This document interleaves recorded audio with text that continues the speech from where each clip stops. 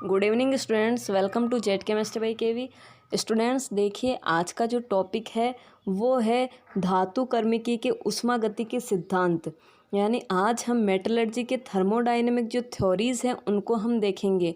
तो देखिए, ये जो टॉपिक है वो बोर्ड पे समझाने लायक नहीं है, क्योंकि इसमें ग्राफ है जो बहुत ही क्रिटिकल है। तो उसको ग्राफ को बनाना इतना ज़्यादा उसमें टाइम लग जाता है, इसलिए आज हम स्क्रीन पे ही इसे पढ़ेंगे। तो देखिए आप लोग, क्या होता है मेटलर्जी का ऊष्मागतिकी सिद्धांत, यानी मेटलर्जी का जो थर्मोडायनेमिक थ्योरी है वो क्या होती है वो हमें सीखना है। तो देखिए, आई होप आप लोगों ने इस वीडियो को शेयर कर दिया होगा और साथ ही इस वीडियो को लाइक भी कर दिया होगा। और देखिए, ये जो मेटलर्जी है इसका जो आपको पीडीएफ है, इंस्टाग्राम ग्रुप हमने बना लिया है, वहाँ पे 10 स्टूडेंट हमसे जुड़े हुए हैं, उन सबको मेटलर्जी का पीडीएफ मिल चुका है। देखिए, बहुत ही डिटेल में लिखा हुआ है, वो आप पढ़ लोगे तो आपके 8 नंबर पक्के समझिए। तो अगर अभी तक कोई उस ग्रुप में ऐड नहीं हुआ है तो प्लीज़ इंस्टाग्राम पे मैसेज कर दें। तो देखिए, अब हम चलते हैं कि क्या होता है ऊष्मागतिकी सिद्धांत। थर्मोडायनेमिक में यानी ऊष्मागतिकी में आप लोगों ने एक फॉर्मूला पढ़ा है, delta G equals to delta H minus T delta S. तो देखिए, ये जो फॉर्मूला होता है डेल्टा जी बराबर delta H minus T delta S, तो देखिए ये जो फॉर्मूला है गिब्स ऊर्जा में परिवर्तन को बताता है। किसको बताता है? गिब्स ऊर्जा में परिवर्तन को। यानी यहाँ पे अगर डेल्टा जी नेगेटिव आ जाएगा तो आपका जो परिवर्तन होगा वो स्पॉन्टेनियस यानी स्वतः होगा। अब बात ये आती है कि इस फॉर्मूले का मेटलर्जी में क्या काम है। तो देखिए, जब हम ध्यान से सुनना, जब हम रिडक्शन करवाते हैं यानी जब हम अपचयन करवाते हैं, तो अपचयन में हम कोई भी एक अपचायक यूज करेंगे, वो चाहे आप कार्बन ले लीजिए, वो चाहे आप कोई सा भी अपचायक ले लीजिए। हम एक अपचायक यूज करते हैं, एक रिड्यूसिंग एजेंट यूज करते हैं, ताकि हम क्या कर सके, ऑक्सीजन को रिमूव कर सके। जो हमने निस्तापन और भर्जन से ऑक्सीजन क्रिएट करी थी, आप लोगों को याद होगा, वहाँ पे हमने बोला था कि कैल्शियम ऑक्साइड बना था CaCO3, आप लोगों को याद हो तो वहाँ पे जो ऑक्साइड बना था, उस ऑक्साइड में से अभी भी ऑक्सीजन निकालना बाकी है। तो वो ऑक्सीजन कैसे निकलेगी? उसके ऊपर हम कोई अपचायक डालेंगे, वो अपचायक हमने डाल दिया, मान लीजिए कार्बन। अब बात ही आती है कि हम अपचायक कैसे डालें। क्या हम मैग्नीशियम के साथ कार्बन डाल सकते हैं? क्या हम एल्यूमिनियम के साथ कार्बन डाल सकते हैं? यानी कहने का मतलब है कि हमें कौन सी मेटल के साथ कौन सा अपचायक, कौन सा रिड्यूसिंग एजेंट यूज करना है, वो पूरी जानकारी एलिंगम आरेख से मिलती है। किससे मिलती है? एलिंगम आरेख से। समझ रहे होंगे आप लोग कि हमें ऑक्सीजन को मेटल से दूर करने के लिए क्या यूज करना है, कौन सा अपचायक यूज करना है, कौन सा रिड्यूसिंग एजेंट यूज करना है, इसके बारे में पूरी की पूरी जानकारी एलिंगम आरेख से ही मिलती है। इसलिए आप लोगों को एलिंगम आरेख समझना बहुत ही ज़रूरी है। तो देखिए, आप लोगों के सामने नेक्स्ट स्क्रीन में शो होगा एलिंगम आरेख। तो देखिए, जो एलिंगम आरेख है, पहला क्वेश्चन ऐसे आएगा कि एलिंगम आरेख किस किस के बीच में बना होता है। तो ध्यान रखना, एलिंगम आरेख है जो O2 का डेल्टा जी, यानी जो ऑक्सीजन का जो गिब्स ऊर्जा में परिवर्तन होगा, यानी फॉर्मेशन ऑफ ऑक्साइड का जो गिब्स ऊर्जा में परिवर्तन होगा, देख सकते हैं उसके बीच में, और टेम्परेचर के बीच में ये ग्राफ होगा। पहला क्वेश्चन आप लोगों को समझ में आ गया होगा कि क्वेश्चन कैसे पूछा जाएगा। तो किस किस के बीच में एलिंगम ग्राफ होता है? तो O2 का डेल्टा जी यानी गिब्स ऊर्जा में परिवर्तन तथा तापमान के बीच में ये आपका ग्राफ होता है। इस ग्राफ का नाम क्या है? एलिंगम आरेख यानी एलिंगम ग्राफ। अब देखिए, ये ग्राफ आप लोगों को इतना डरावना सा दिख रहा है, एक्चुअल में डरावना नहीं है।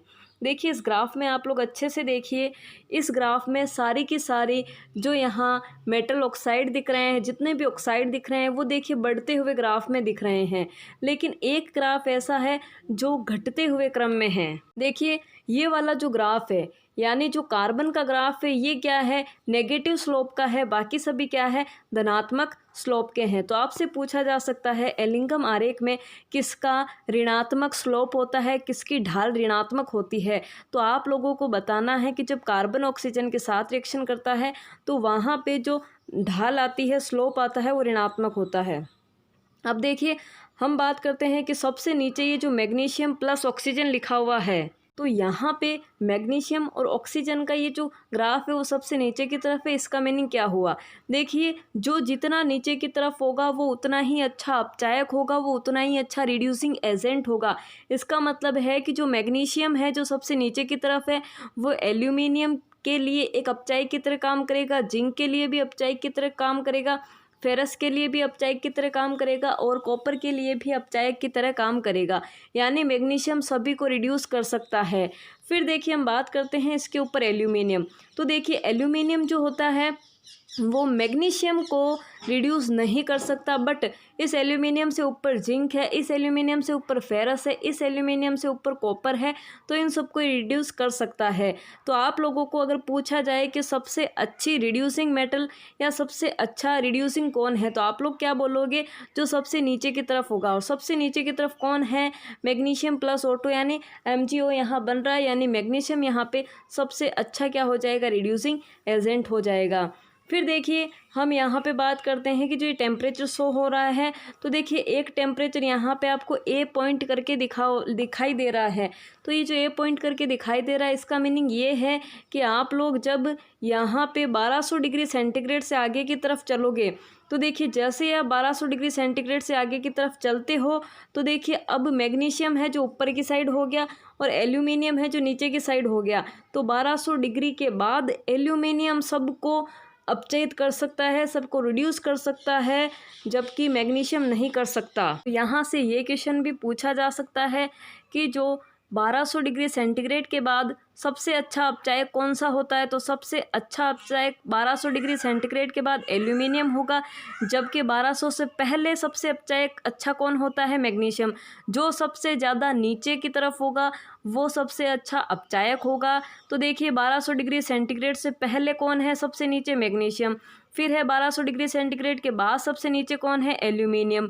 तो ये दो बातें आप लोगों को ध्यान रखनी है। देखिए जो एलिंगम आरेख होता है उससे ये 2-3 क्वेश्चन ही बन सकते हैं।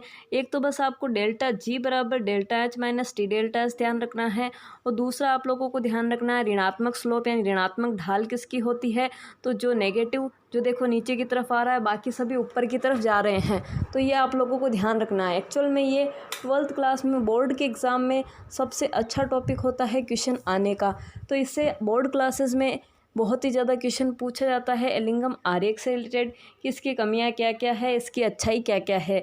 लेकिन आप लोगों के यहाँ से क्वेश्चन यही बन सकता है। 3 क्वेश्चन मैंने बताया कि एलिंगम आरेख किन किन के बीच में बनता है, तो वो हम लोगों ने देख लिया। फिर हमने देखा कि एलिंगम आरेख कौन से ऊष्मागतिकी सिद्धांत पर आधारित है, तो डेल्टा G बराबर delta H minus T delta S पर आधारित है।